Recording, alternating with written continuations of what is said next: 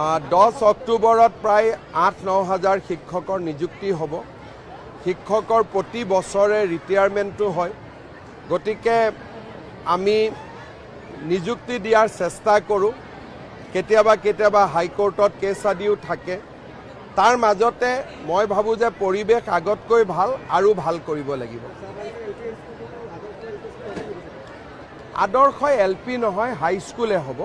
LP আদৰ্শ কৰাৰ কথা আমি চিন্তা কৰা নাই, কিন্তু হাইস্কুলবিলাক আমি হায়াৰ ছেকেণ্ডাৰী কৰিম। 10 অক্টোবৰত প্ৰায় 8-9 হাজাৰ শিক্ষকৰ নিযুক্তি হ'ব। শিক্ষকৰ প্ৰতি বছৰে ৰিটায়াৰমেণ্টটো হয়, গতিকে আমি নিযুক্তি দিয়াৰ চেষ্টা কৰোঁ। কেতিয়াবা হাইকোৰ্টত কেছ আদিও থাকে। তাৰ মাজতে মই ভাবোঁ যে পৰিৱেশ আগতকৈ ভাল আৰু ভাল কৰিব লাগিব। আদৰ্শ LP নহয়, হাইস্কুলে হ'ব। LP আদৰ্শ কৰাৰ কথা আমি চিন্তা কৰা নাই, কিন্তু হাইস্কুলবিলাক আমি হায়াৰ ছেকেণ্ডাৰী কৰিম। 10 অক্টোবৰত প্ৰায় 8-9 হাজাৰ শিক্ষকৰ নিযুক্তি হ'ব। শিক্ষকৰ প্ৰতি বছৰে ৰিটায়াৰমেণ্টটো হয়, গতিকে আমি নিযুক্তি দিয়াৰ চেষ্টা কৰোঁ।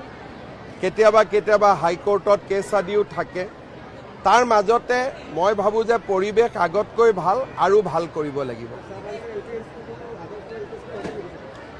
আদৰ্শ LP নহয়, হাইস্কুলে হ'ব। LP আদৰ্শ কৰাৰ কথা আমি চিন্তা কৰা নাই, কিন্তু হাইস্কুলবিলাক আমি হায়াৰ ছেকেণ্ডাৰী কৰিম।